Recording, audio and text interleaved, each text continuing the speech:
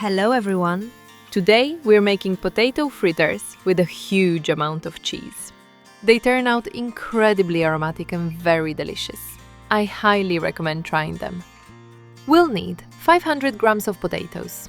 Boil them in their skins ahead of time and let them cool.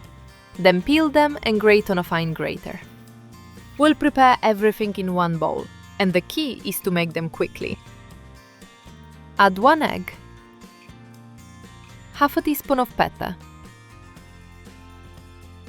Mix 1 teaspoon of salt or to taste.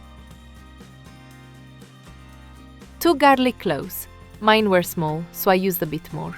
You can replace the fresh garlic with 1 teaspoon of dried garlic. Take 200 grams of cheese.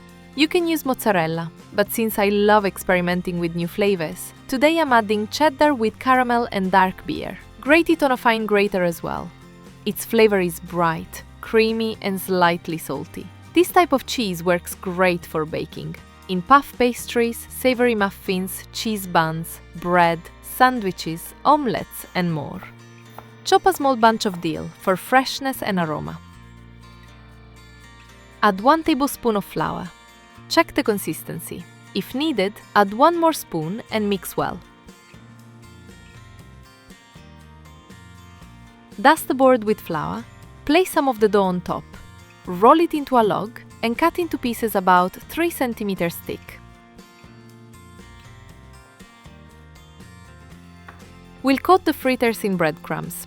Lightly press each piece from both sides and cover it well with the crumbs.